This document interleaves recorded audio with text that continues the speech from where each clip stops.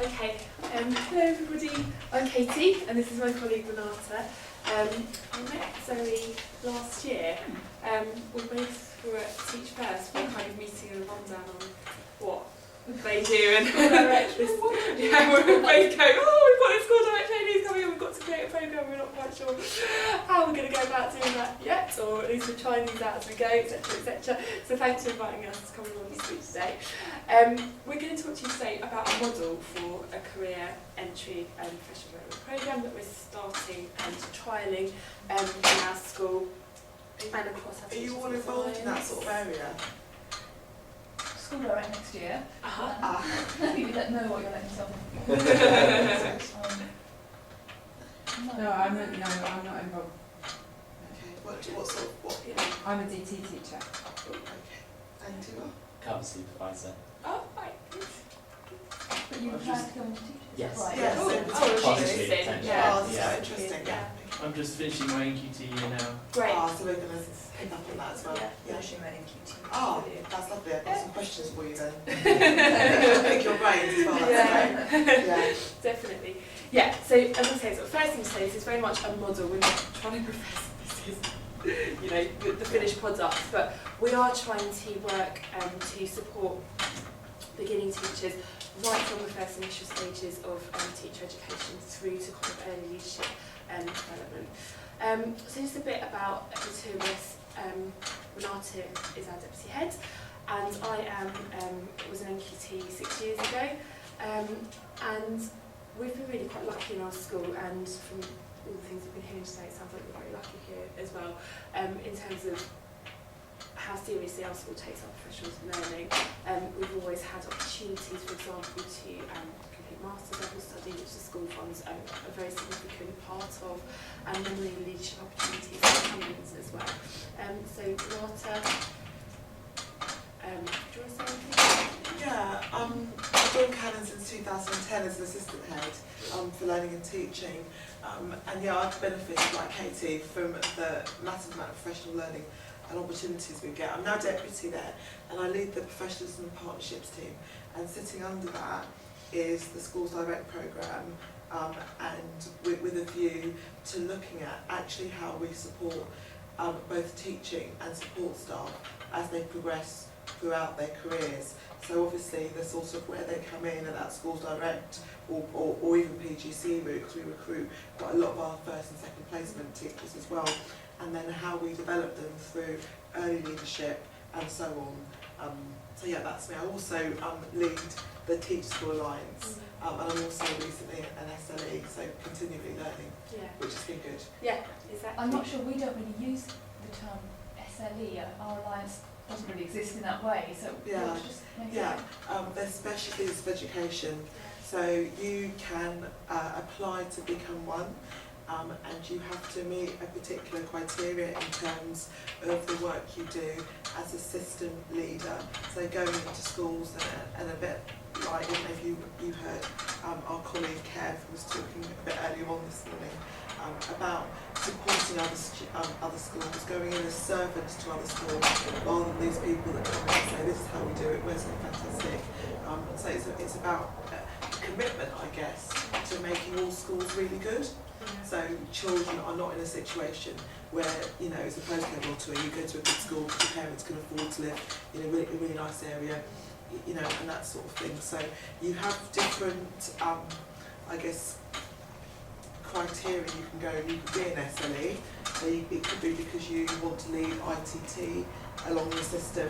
It could be because you want to lead in languages, or maths, or English, or geography. Is that within your Teaching School Alliance? It's across the country, and actually SLEs, yeah. So I'm an SLE for the Alliance, but I can be asked to go and work with other leaders, other schools, anywhere really in the country. And just my area is CPD, it's professional learning, but it could be anything. It can really. be anything, so they have subject specialisms, they have things like an SLE for closing the gap, for assessment, for curriculum development. Behaviour and safety. Yeah, so lots of different kind of subject areas within the schools. Yeah. Schools It's not a paid position No. either. So although you go through quite a robust application, because you have to understand what it means to be a system leader. We're not doing it because we get paid for it. We're doing it obviously because it means that we keep learning as well. That's what's in it for us. But also that commitment to making other schools, work with other schools, so that we can all learn together. Yeah, and it was one of the original big, so when the Teachers' Schools Alliances were set up, it was one of the original big 6 things that they were set up to do, but I think it's been quite a neglected area. I think lots of schools are focused on things like initial teacher training, CPD, but actually using SLEs in a positive way is something that, you know, I think we could certainly do better. Rather than just saying, right, I'll pay me $500 for a day and I'll come in and tell you how to revitalise your DT department. That's not the way that it should be used. Exactly, it's more about kind of providing ongoing support to your local schools or non-local schools as well, but kind of being there at the end of the phone and email if needed. Again, I've been at Canons for 5 years now. I had 2 years at another school before that, and over my time I've had a few positions of responsibility. So international coordinator, I then became what was called a pedagogy leader at the time, working with Renata as the assistant head for learning and teaching. Pedagogy leaders were, there were 6 of us who were set up. I had a particular interest in developing literacy, and so I was actually paid a bursary by the school just for a year, so for 12 months, to help work on delivering some professional learning sessions on literacy to teachers across the school. Subject mentor for languages. I'm the school's research advocate, if I'm just about to pass that position on to someone else. But when research lead started to become started to be a position that you know, lots of schools were employing a couple of years ago, our school said actually we don't want to have a research lead, we want to have someone who advocates for the use of research across the school. And so, for example, some of the work that I've been doing has been around, it's actually one of the things in the job description was hold the SLT to account. You know, so I don't sit on SLT, but I work quite closely with them, and I work with Renata and the Professionals and Partnerships team and one of their sort of core members. And questions you. I think, you know, well, why are you doing that? You know, look at what this big research report says from the Sutton Trust. Are we sure that we're doing that correctly? So it's that kind of critical friend role, which is nice. It's been a really great position for me. I think something, I mean, for example, now, if anything goes to SLT for discussion, a paper has to be submitted in advance with the relevant research from the national picture, or perhaps it might be that we've developed something in school, someone's been doing a piece of master's research that we can really draw on. But that has to be tailored, so people at SLT now, I think it's fair to say, in the habit of saying, what is the evidence for this proposal that you're trying to put forward? So it's been a really nice, kind of quite new area of school work for me to be involved in. We've just recently, we've been approved to become MAT, which is, no, we can all think what we want about Multi Academy Trusts, but we are going to be set up a small one. I'm going to be involved in that as well. Did you want to ask something? No, I'm sorry. Okay. And I'm also an SLE for CPD. I've been working with primary school this year, going out and helping them develop their languages curriculum and doing other sort of professional learning across school and across our alliance as well. So when we set up our Teachers' Schools Alliance 2 years ago, we were actually one of the 2 lead schools. So a school just down the road from us, another high school that actually used to be a competitor, we actually sort of put in this joint bid to become a joint lead schools in our alliance. It's a cross-phase alliance. We've got the 2 leads high schools, but we've got 5 primary schools as well, and we've got some national partners, and we've really tried to make use of them in professional learning we've been delivering. We've worked quite closely with the University of Hertfordshire, TGT, and Renata is an assessor for NACE, also the SSAT, and we're developing a close relationship with Cure, the Centre for Youth Research and Evidence Education, who have helped us to deliver some professional learning within school, actually, which we'll talk a bit about more later. Okay, so Kevin, our head teacher, who some of you may have seen speaking earlier, as Renata said, became the head, having been deputy for about 8 years at school, I think 2 years ago, and decided to sort of shake the system up a bit, as he likes to do, and decided that rather than just having his core SLT, he would actually develop 3 leadership teams. The the idea behind it being that there would be much more distributed leadership across the school, and that far more people would have an opportunity to contribute to the strategic thinking and direction of the school. Students and achievement team, curriculum and learning team, professionalism and partnerships team, which has just become the people and professionalism team, because actually the work in partnerships is quite big, and so we've actually, next year we're going to have 40 community partnership teams as well. Yeah, I mean they tend to be, well all of them are led by deputy or team leaders now. Our school business manager will lead on the community. Each team roughly has 1 or 2 assistant head teachers, but also grassroots leaders, either from teaching and support staff, who apply for sometimes early leadership roles that sit alongside us and help us to form and mould the direction of the school. Yeah. So we'll come back to grassroots leaders a little bit later. Yeah, definitely. I mean, it's kind of similar to the pedagogy leaders that I was describing, a role that I had a couple of years ago, but they can sit in any of these teams, so not necessarily just about developing pedagogy, but developing other areas that are important to the strategic benefit of the school as well. Okay, so I'm going to talk to you a bit about our school direct model, which is called Harrow First. I brought in this concept of design thinking, so you might have seen Philip accordingly, who runs QA, talk about this at our conference earlier this year. It's this idea of kind of, testing things out and trialling things, but in a semi-structured way. So empathising, thinking about the audience, learning about the audience when you're designing. In our case, that's our school direct trainees. Defining what we think they need, ideating, which is a very flowery word, I don't like it very much, but coming up with some creative solutions around how we might best construct a programme to suit the school direct. Building a prototype, which is what we've done this year. This is the first year that we've had a school direct, and everything that we've done has very much been kind of trialling, and then testing it, evaluating it, and really taking that data and that evaluation that we get into serious consideration when we're replanning for the following year. So this is kind of our thinking behind the model that I'm going to talk through with you in a minute. Okay, so all of you will have read a lot in the press about how teacher recruitment and retention is an issue. The climate is changing, obviously nationally. Schools are finding it very difficult to recruit teachers. Locally, being a London school, I think we've got a particular challenge, and you might find the same in Sussex actually, because there's a high cost of living here, and you also don't get London.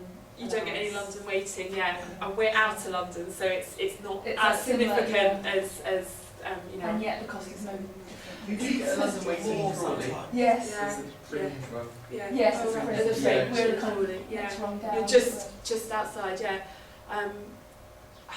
we've got someone leaving this year because she literally says, I will never be able to afford to buy a place in London, so she's moving to Bournemouth.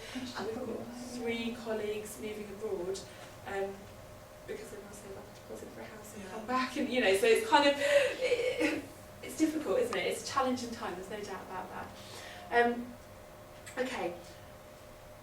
Part of our thinking when we were designing the Harrow First programme was around, what can we do as a school to really address not just training people, getting them into the profession in the first place, but keeping them.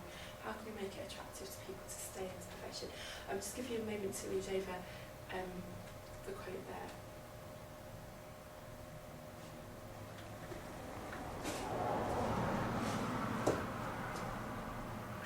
On the idea that a school as an organisation being unusually dependent upon the commitment of its staff, because we all invest so much into the relationships that we really need to trust and nurture those relationships. I think if we don't, we are especially vulnerable to employee turnover.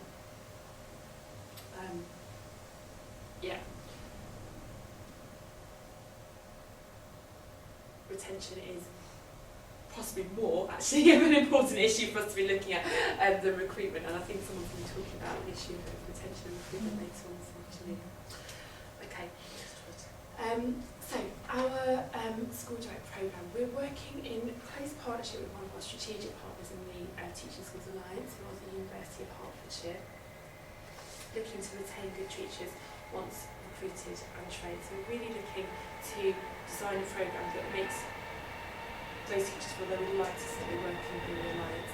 We've started very small. We've had 2 teachers this year, one in our school and one in our partner school, which has been really good actually, because we really can do that thing of building the prototype and testing the prototype and going back. We've got an expanded cohort next year, and we're not looking to kind of roll things out when we don't know that they work. That we really want. Well, there's also a kind of saturation point as well, isn't there? Absolutely. There's only so many trainees that you can have, yeah. Okay. When we were designing the course, we really wanted to have this idea of professional learning, as it is for all of us, on the staff at Canons, to be a core value of the course, with flexibility and the opportunity and focus on research as well at the heart of the professional learning. And so what we did, and I think it was just about this time when the summer school was kicking off last year that I met you actually, Zoe, we designed a bespoke summer school so that in addition to the university-based programme that our trainees get when they go into university 1 day a week, we're actually giving them some extra support in school, designing some extra sessions, providing support from experts across the Alliance and from our SLEs, feeding into these sessions. We're still on that idea for this year actually. Excellent. Then throughout their training year, there's been some ongoing SLE support, so many of us here at SLEs have been going in and observing the trainees, not that they're particularly within our subject disciplines, but providing that feedback, and monthly wraparound sessions. So we get together, myself and the Director of Teaching Schools, the Research Advocate at our partner school, and the trainees and the HLTAs who support them, to kind of once a month have an hour and a half where we sit down and go through what's been going on, what could we do, are there any areas in which you're feeling unsupported, how can we support you further. And we also ask them to identify an area of their practice which they would like to do some research into, very much in response to a need that they had identified themselves, so that the learning that happened as a result of the research they did would be genuinely useful for them, not just going and doing a dissertation in a university library and not actually applying it to anything that they're doing. Okay, so in terms of retention, Sheffield Hallam University Centre for Education and Inclusion identified these things as being really important in terms of retaining NQTs. I listened to Pete Dudley earlier, who was saying about 3 years as a 3-year drop-off point where lots of people get to the end of that 3 years and they just go like that. Yeah. Okay, so the summer school is preceded by 2 weeks of observation. So our new summer school trainees will be starting next week. They'll be doing 2 weeks of observation in school. Then we had a research day where myself and Ellen, the research advocate at our other school, our Alliance partner, presented on kind of the uses of research in education, so what you as a practitioner can find out about your own classroom through conducting your own action research project, but also how you can use the kind of macro research, the big things coming from the Sutton Trust and from the Education Endowment Foundation, and how you might break those down to be able to apply them in your classroom. And we also had so 2 sort of key areas for us. We've got a very high EAL population at both of our schools, and so we had the EAL leader talking about how she's used research to inform her practice in the classroom, and also Wayne Clark, who's our Gifted and Talented Coordinator actually, but it's a real behaviour for learning expert as well, and he's just talking about coming in and looking at kind of more I suppose micro level research that people might be doing, so get onto Twitter and see what other NQTs or trainee teachers are looking at, experiences they've had, because actually research is about information gathering. Yes, you might do it in a structured way at sometimes, but there is nothing wrong with gathering the information and using from social media, and then thinking about how you might apply it to your context as well. In the summer school, we had some ongoing workshops. We had planning time with higher level teaching assistants who have been supporting our trainees in the classroom this year as well. And they had, in the second week of the summer school, which is actually the first week of our summer holidays, we run a summer camp at Canons, which is mainly a sports camp, but they actually had the opportunity to do some small group teaching in that as well. So they had some small group maths lessons with HLTA support, SLE support. We paid our SLEs to come in if they wanted to, for a day in the summer holidays to support those sessions as well. the wraparound sessions are timetabled right from the start of September. I think something that has been perhaps quite unusual is that, you know, our teachers have been full teachers since September, even though they're in their training year, but they've had this higher level teaching assistant with them in the class to support them in So they had their own classes with no other teacher? Yeah, because they're salaried. Mm. So we obviously we're paying a salary for the school's direct trainee, a maths or physicist or a biologist. But if we were to recruit a teacher, we'd be paying that salary anyway. So because it's schools direct, we'll get additional money for them. So we can then use that additional money to attract them because they get paid a little bit more, but also to fund a higher level teaching assistant. Okay, so they are with them all the time in every single lesson, and they're helping them in their planning. So it's for us, it was moving away from a model where we had lots and lots of learning support assistants towards teaching assistants, which are different. I mean, they for us, they fulfil a different function. I know that there's something quite negativity around learning assistants and how effective they are. We believe they are effective, but you have to make sure that you're using them for the right purpose. That's what the issue is. So teaching assistants were there to support the teachers. So in lessons, and whenever our trainees were not teaching, they were still working in the department with them, helping them to plan, helping them to research and construct, not sort of doing their photocopying and that sort of thing.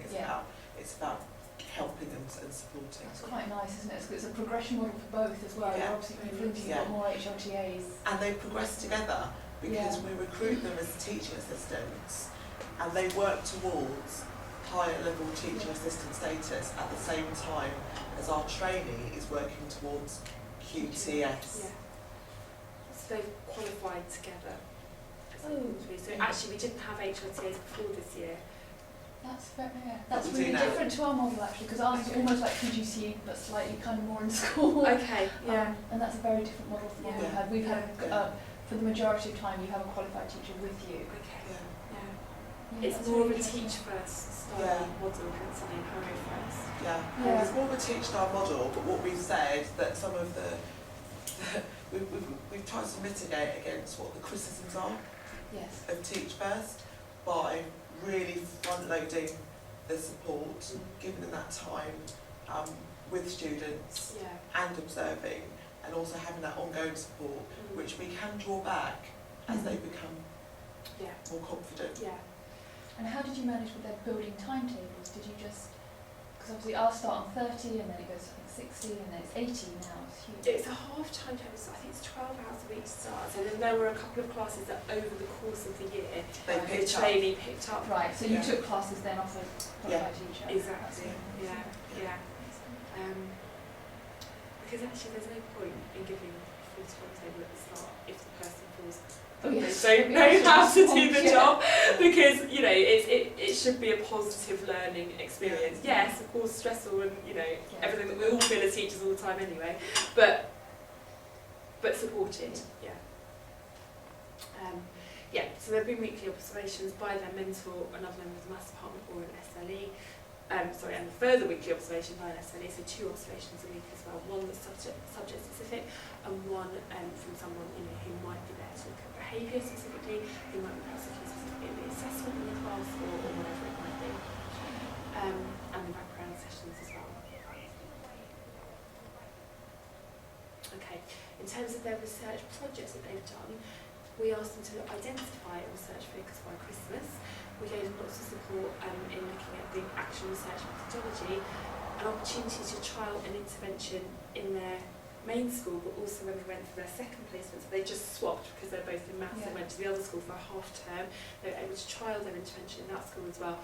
And next week on Friday they're going to be doing a presentation rather than a dissertation. So there's been a lot of learning there, but we're not qualified academics to mark a dissertation, but we are really interested in finding out what they found out, so we've asked them to do a presentation next week. I won't talk too much about this because we're running out of time, but this is our professional learning communities model, and our trainees have very much been part of this in the same way that normal teaching or support staff are invited to join a professional learning community, our trainees have had the same opportunity for that, some of which are supported by external experts and some of which are run by staff at Canons. Okay, right, Renata, Okay. yeah. So, that's what Harrow First looks like. And what I've tried to do is put around the area all the different aspects of the training programme, and underpinning that is research, and underpinning that is support from the higher level teaching assistant, from their mentors, from the University of Hertfordshire, which accredit the course, and also from research advocates like Katie. So Going on to our second Yeah. year now. we now need to think about what we're going to, where we go with them.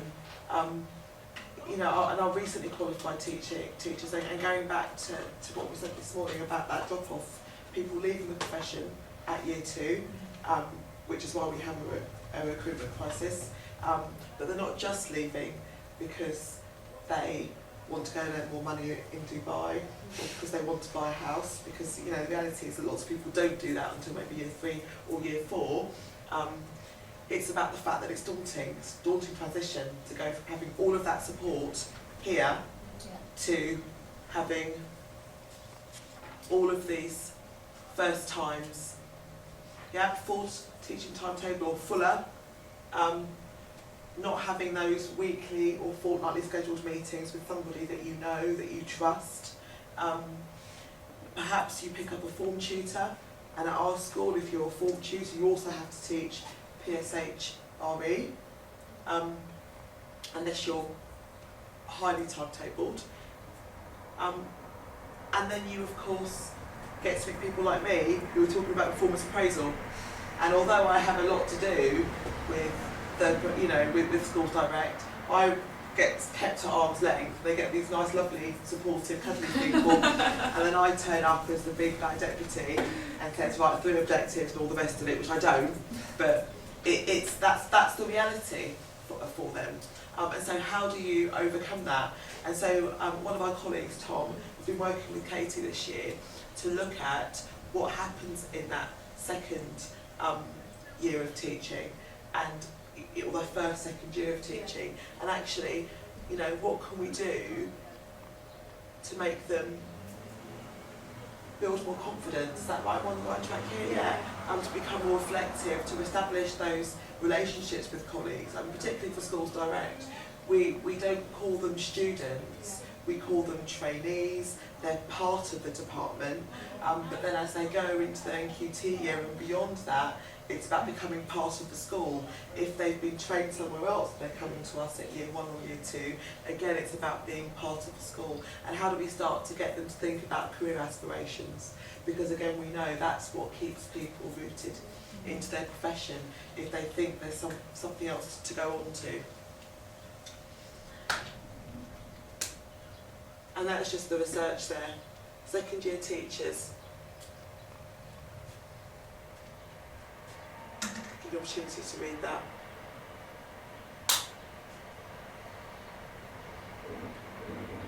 Some think they don't need the support, but actually all the research would suggest that they do, otherwise we lose them and we start the whole system again, only to lose them again. So, with recently qualified teachers, so year 1 or year 2, and maybe year 3 as well, we have been setting up them into pairs for coaching conversations, and this is where they begin to be able to talk about what's been going on, and have that peer-to-peer support, taking responsibility for their professional learning, be able to talk to each other and challenge each other about perhaps some of the PLCs they've been involved in over the course of the year, engaging in professional dialogue, and getting them into the habit of doing that, developing them through leadership opportunities, because of course, you know, you're starting to question people, to unpick other people's ideas, you bring your own ideas. It's really early leadership training for them, and to keep them engaged in research and innovative practice, you know, hearing all the time what other recently qualified practitioners are doing in the classroom. Yeah, and actually, you know, at that stage, kind of 1 year or 2 years post the NQT year, many of our staff begin a master's qualification as well, so that sort of really engages them in that research, which is 3/4 funded by the Yeah, we do, which we fund and we support. Yeah. So at the moment, using that the TGROW, the GROW model, to actually frame the coaching conversation. So we've had a lot of training around research. We did it a few years ago as a whole school, and it's one of those things that we did it for the whole school, but then didn't sort of officially force people to do it. But colleagues have seen the value of having that discussion where you talk about, well, what's your goal? What's the issue you're bringing to the discussion? And what's the goal? What do you want to get out of it? You know, what's the reality of that situation? You know, what are you going to do in terms of making it better, and doing that through a coaching type conversation. So we do this currently within schools for our recently qualified teaching staff, but we're also considering that it has the potential to go across alliances and perhaps set up coaching conversations between people at this stage of their professional practice across schools. Yeah, so our QTs have been paired up, so those who've been sort of benefited from these coaching conversations this year, in the second placement of School Experience 2, which is called, we work with the IOE as well as a PGCE provider, and they've actually sort of become the coaches themselves for the second placement teachers. So so having done it for 6 months with each other, then they then spent the second half of the year supporting those second placement teachers. Yeah, so it's in a way beginning to develop early leadership for them. And again, it's about raising their aspirations, them seeing themselves as professionals and seeing themselves as leaders and having something to contribute into the system. And again, we're doing it in school, but it has the potential to go across our alliance. So we're talking about career entry programme. When we set up our Teachers' Alliance, Kevin, who really led on the work for that, is a huge fan of David Hargreaves and sort of brings him to every presentation that he does. He's talked about, I'm ready to say. But it's this idea that in teaching schools, leadership development should be a progressive trajectory supported throughout a teaching career. But 1 year later, actually Hargreaves identified that very few schools have managed to do that. I don't think we've realised the original vision as far as we could, but I think we're making steps to every year try and improve on what we've done the previous year and to embed it further, so that we've now for next year created a kind of it is a career entry professional development programme really, which Renata will talk a little bit more about in a minute. Do you want to, And Hargreaves identified 4 really key things as the backbone of supporting a self-improving school system. So the opportunity to collaborate, which is a word that we've been hearing in loads of the presentations today on joint practice development, identify talent early on, which is again what we're trying to do, and kind of put those support mechanisms in place to keep people. And particularly where we've had the recently qualified teachers coaching our student teachers, they're picking out, you want to be interviewing this person, they've got something about them, and it's that talent spotting. We're fully staffed this year, except for English, and I think we're going to have to go overseas for English this year. But we've probably spent about £1,500 to fully staff the school, and that has been by not putting advertisements in the TES. It doesn't work. We haven't been experiencing getting the right people. We've been doing it through word of mouth, through Twitter, through our recently qualified teachers, people leaving a job. One of our colleagues the other day and coming in and saying, look, I'm leaving to start my own company, but here's someone who could replace me, and giving people finder's fees if the person they put forward on appointment is there. So you know, that's been a real thing that we focused on. Yeah, and not having an end date on applications as well. So they're just open-ended. So essentially when you come in for interview, you don't come in against a field of candidates. You come in and you do your lesson and you have your interview and you have your conversations with people in the staff room. And if you're good enough, you're good we'll enough. take you. Yeah, because actually we're going to work with you and try and make you better anyway. Nobody's ever the finished product, so No. rather than wait for this pool of 10 people to come who are absolutely perfect, and by the time you've done that, you've maybe lost 3 because they've since gone on and got another job. Yeah. So so mentoring, coaching. And then distributed staff information. Now this is an interesting one because what Hargreaves says is that the Best Teaching Schools Alliance will distribute their staff information so that the head of our sister school knows that, you know, who the most outstanding English teacher in our school is, for example, by name, and they know enough about them. And I think that's probably something that's quite scary for them. Like I said, I'm not on SLT, but it's probably quite a scary thing. But there has to be a lot of trust and a lot of understanding of this reciprocity for people to be able to do that. But I think that's something that we need to work towards a bit more across our alliance in general. So, career 6 entry, or 6 minutes. Yeah. Okay, so we've talked about Harrow First. Yeah. That's what it looks like. That's our salaried schools direct training Getting all programme. your slides. Yeah, you will Yeah. do. Yeah, of course you will. But now we're at Harrow First 1. We've got our first 2 training teachers that have just got QTS.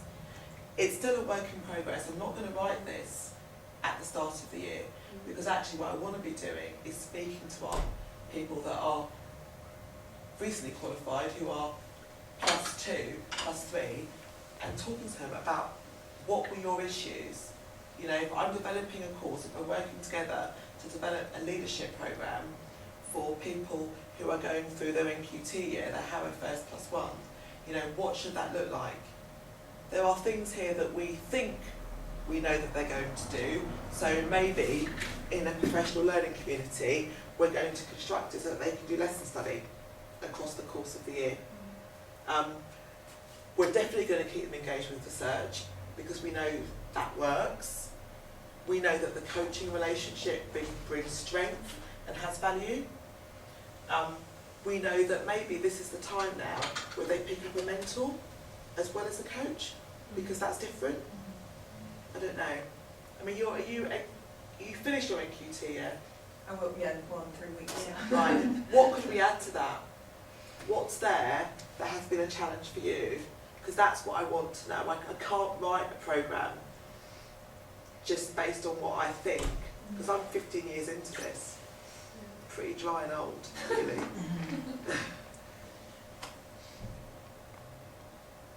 You can come back to us. No. Yeah, do you want to come back to us? No. Because I'm interested. Yeah, because we're interested to know. I think Yeah. I'm +1 year, so I finished my NQT last year, and I think perhaps what I'm beginning to pick up from this is that I know a lot of teachers that have qualified late. So I did 20 years in the city and I come to the profession late, but my networking is amongst people that have come to teaching late, Yeah. that understand a business environment, they understand all sorts of environment. One of our English teachers is an ex-police officer, so you know, I have quite some interesting conversations with people, and I personally don't think the schools capitalise on that. Yeah. Many of us have come in and we're parents, and we feel that we can offer something that newly qualified teachers, and no disrespect, at 22, 23, It's different. it's different because we've been emotionally attached to children. We kind of have been at the sharp end of childcare, so we know the extremes that you know a lot of people are dealing with, and some of those parents have, and particularly with learning assistants that you've talked about, is the reason that they've gone in to become learning assistants is because they've had SEN children. Yeah. So they understand that emotional side of things. And one of the things that I do with my teaching, I want to teach in a way that I want my own children to be taught in, you know, and that understanding of that. But there is no support in the system for people like me. Because it's all geared up to the 22, 23-year-olds that have come out of university and you haven't, they, with all due respect again, they don't have the same skills that I've built up in a completely different industry that I know I can bring into teaching, but are frustrated by the fact I'm treated like I'm an NQT +1. Yeah. So, I mean, certainly it sounds like you could be an amazing coach for someone who's Yeah. an NQT, but also, am I picking up that perhaps you would like to have some coaching yourself in terms of how you might... One of the reasons why I'm here Yeah. is because I don't see myself as just about, you know, my teaching career. I want to be able to use my skills, Yeah. you know, It's higher early up the leadership, school. isn't it? Yeah, I So, mean, we're getting there, so You I know, think, that's, yeah, okay, because otherwise people like me will get frustrated. yeah, Yeah. yeah, And we'll be in consultancy roles Yeah. before Yeah. long. yeah. So maybe, I mean, some of the things that Kate and I have been talking about, and our director of teaching schools, has been around the fact that you can build a career entry programme, but actually people are entering the system at different levels, and so therefore these things, these bubbles around here, are more like modules. Some of them are compulsory, because if you don't do that, you don't get QTS, and it's accredited.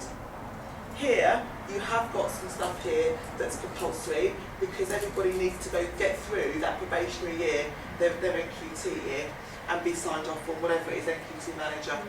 Okay, but there are some things here that actually you could be jumping ahead, and I'll come back to that in a minute, and you could be picking up because you've got a wealth of experience. And so actually, are there things there that you understand because you've worked in commerce that's around competitive advantage? That when I speak to people straight out of university at the age of 22, 23, that they just don't understand because maybe that's not the background that they've come from.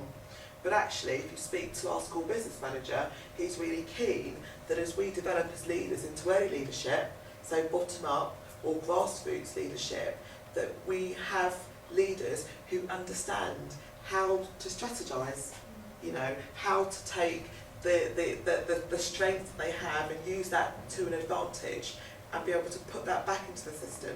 What does that look like for your subject? It could be that you come from a background where it's around human resources and how you utilise human resources. I mean, one of the grassroots leaders who's just been appointed for next year is assistant head of year. She's a behavioural specialist, not a teacher, and she said, you know, we've got a real problem because there are certain parents that are really hard for us to reach, and we as behavioural specialists are dealing with them on the phone every day, and actually what we need to do is engage them, bring them into school, bring them into their children's lessons. So she's got a grassroots leader bursary project next year for that. So I think this kind of model is perhaps something that you might want to take to your SLT and say, hey, could you know? Using that as an example, Yeah. my son's school do Yeah. side-by-side meetings for Yeah. parents Yeah. of difficult children, Right. basically. Yeah. So they run a coffee morning for all of those parents, Yeah. and it's engaged the parents. Yeah. But I know that kind of information because I'm a parent, Yeah. Exactly. not because I'm a teacher, Teacher. because I haven't witnessed that in this school. No. I've witnessed that as a parent, which, you know, you have to capitalise on these people Yeah. that really do understand, they're sending their kids all over the place to other schools which are rich in experience, and we learn that as parents, and then we can, bring that to your own school, really. But we work in a very silo mentality, I think, as teachers. And, my subject knowledge for other subjects is quite huge, but that's not known. It's just things, it's things like that. When we work in the silo, you must teach this subject, you must teach that subject. I think that depends on the school you're in though, because I think the last school I was at, if you even hinted that you knew you were interested in something else, you were there. You were there. So I think Yeah, that's it can be, Yeah. it can be, but Yeah. it's also, when I teach an absolutely solid timetable because I'm 44 hours plus I've got a mentor group. Yeah. So it's full on. Yeah. But I mean, you've made a really interesting point, and it is a challenge if we're thinking about career entry.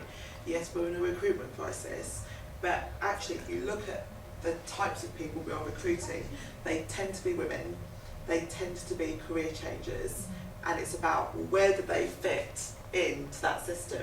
And maybe what we have to be continuously doing is go back and taking that approach. That empathise, I think that is so Yeah. important. If you get that Unders- wrong, Understanding who they are, who these new people are coming in, and how do we change things. You know, you maybe shouldn't need to do everything here that's the same as somebody else coming into the profession, but at a very different stage. Maybe it's about picking up different modules or different areas. It's also about of that leadership. trajectory idea that you have Yeah. as well. It's almost like you want to see it as a kind of continuous journey, don't you, from your previous career, that you're not Yeah. losing all those brilliant skills Yeah. and all that knowledge, and it's how we can utilise them. Yeah, that's really Yeah. interesting. So we've got grassroots leaders, which is sort of like the next step along from NQT, and we've got lots of colleagues, teaching and support staff, but particularly for teachers at NQT 2, 3, plus 2 and 3, who are here as grassroots leaders. So I've got 2 that sit on my team, and they pretty much work as equals with me, developing policy, developing practice.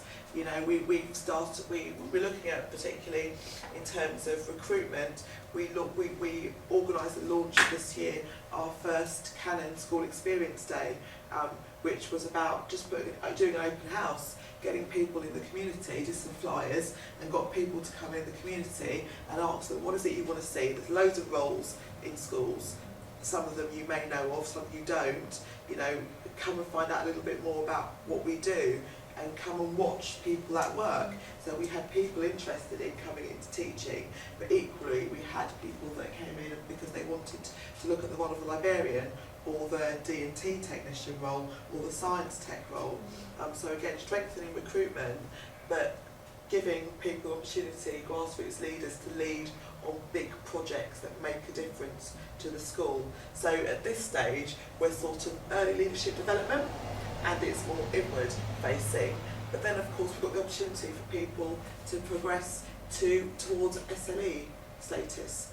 And again, it might be that if you've had some professional learning here in some of these areas, that you don't have to pick it up here because you've got it. It's about getting you out there to do it and looking at the other options. You know, maybe, you know, for our SLEs, our professional learning really this year has been about how we support them in managing change, because that's essentially what they're going into schools to do, to support other schools to make changes. Do your grassroots leader get any time? no, No, they get money. Money, yeah. That's significant. Significant, It's yeah. like £4,000. Oh, Yeah, so it's make a difference money. yes. But what we do with them is, if we have major projects, we can ask for cover for blocks of time for them to work. Often people ask for time, and we found that actually it's not very effective giving people, taking a period off a week, everyone's Sucked timetable. up by. Yeah, if we can't meet in that period, it doesn't get used. But if you want to sit down and have a strategic planning day, you get everyone off for a day and really get your heads together. You can get a lot done. Yeah, Yeah. exactly. Yeah. And they go to, so the SLT meet once a fortnight on a Tuesday, and then the grassroots leaders teams, well, the 3 leadership teams meet on the alternative Tuesday. So we're all expected to do like a 3:30 till 5 meeting once a fortnight as well. That's part of the grassroots leaders. But what you effectively have are colleagues, teaching and support staff, and for teachers, NQT +3, +4, actually working as part of the leadership team. And for us, we're able to take away from people like you the talent that comes, because you may be 2 or 3 years into the teaching profession, but you're 15 years plus in banking or in industry, or being a parent at home for the last 10 years, and all the benefits that brings with that, and the knowledge and the understanding that comes with that. And I guess if you're going upwards, although I know that careers don't always go like that, you know, they go like this a bit, don't they?